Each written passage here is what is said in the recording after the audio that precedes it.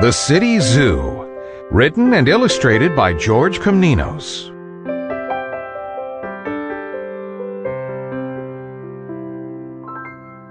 The kind old keeper was popular at City Zoo. He never locked the animals up, and they roamed the zoo visiting each other for a chat, or spent their days playing with one another. All the animals were fed and protected by their faithful zookeeper, who worked tirelessly to take care of their needs and keep the zoo running smoothly.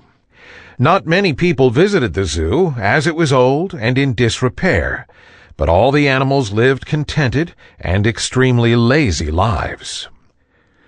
One day, Billy Big Ears the bat was hanging around the zookeeper's office, snoozing. Bats like to slumber during the day. Nothing much happened at this zoo, so Billy was surprised to be woken with a start by the telephone ringing. "Hello, City Zoo," said the keeper, smiling. The keeper's smile left his face as he listened to the person on the other end of the line. "What will become of the animals? They will have to be separated and sent off to other zoos. I hadn't realized the zoo was that badly in debt. I could never raise so much money myself." The keeper listened intently, and then, sighing sadly, he said, "Well, I guess the zoo will have to close then."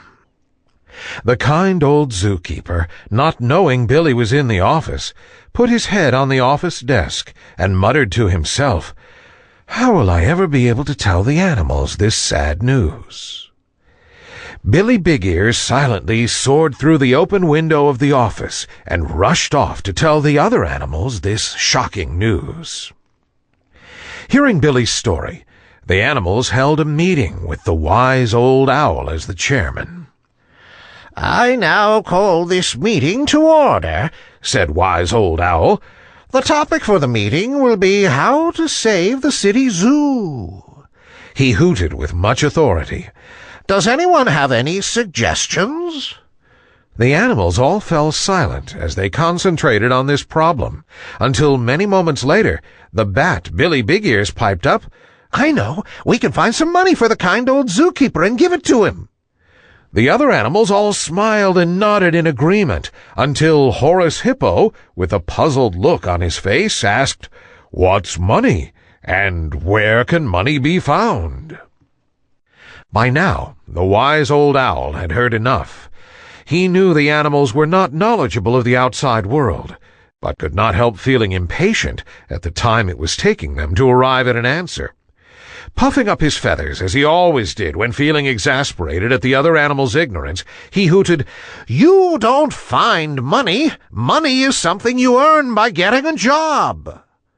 The animals all looked at one another, appearing none the wiser, and finally Percy Pelican rather timidly asked, "What is a job?"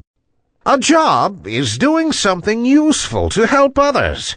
Sometimes it's done voluntarily, and other times special colored paper called money is paid to the worker," hooted Owl, adding, "Money is what the zookeeper uses to buy us the things we need."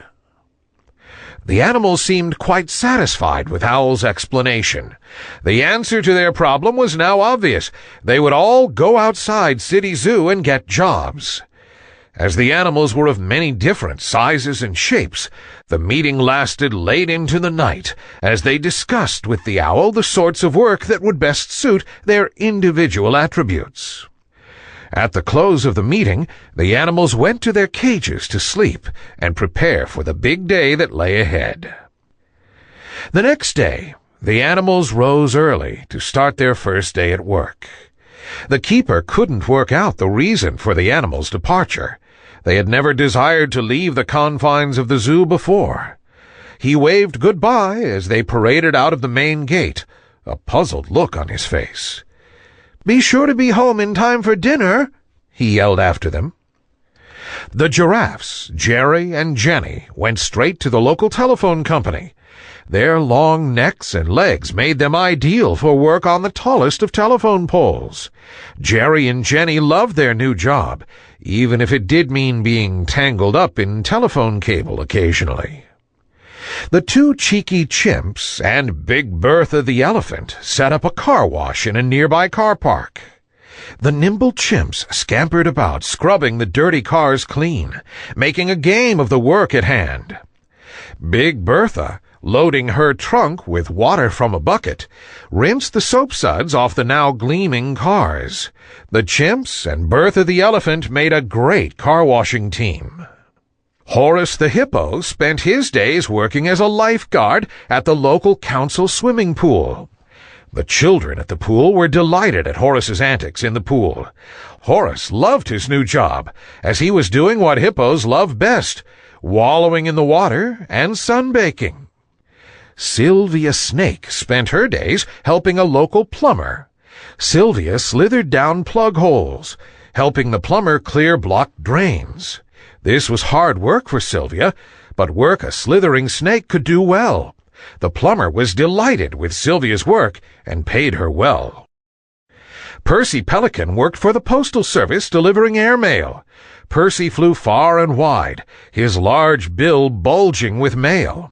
Percy loved flying low over the city, enjoying the view and meeting the people he had mail for. This was a fine job for a pelican indeed. Russell Rhino, heavy and strong with his big rhino horn, applied for work at a building firm. Russell was well suited to his new career, charging headlong through brick walls, demolishing old buildings. Rhinos loved to charge at things, and to be paid to do this was a dream come true for Russell. The zoo's gorillas tried out for the local professional rugby league team. The coach was delighted with the two of them, and they found themselves playing as front row forwards. Needless to say, their team never lost a scrum, and the other players admired the playing skill of the gorillas, often trying to emulate it. At the end of each day, the animals made their way home to the zoo, tired but happy that they were secretly helping the keeper save the zoo from closing. All the animals gave their money to the wise old owl, who was their accountant, and he worked late into the night counting their hard-earned money. Finally, the big day arrived, and the animals gathered around the kind old keeper and presented him with the money needed to save the city zoo. Needless to say, the keeper was overcome with joy and thanked the animals, adding, "Now I know what you were all getting up to when you left the zoo." The animals raised so much money that enough was left over to renovate the zoo. The animals were no longer lazy. They liked to work and set about transforming the zoo. The keeper looked on in amazement as the animals made City Zoo beautiful. People of the city soon heard news of this and visited in great numbers, assuring the zoo of its future. The kind keeper and all the animals lived happily ever after. The end.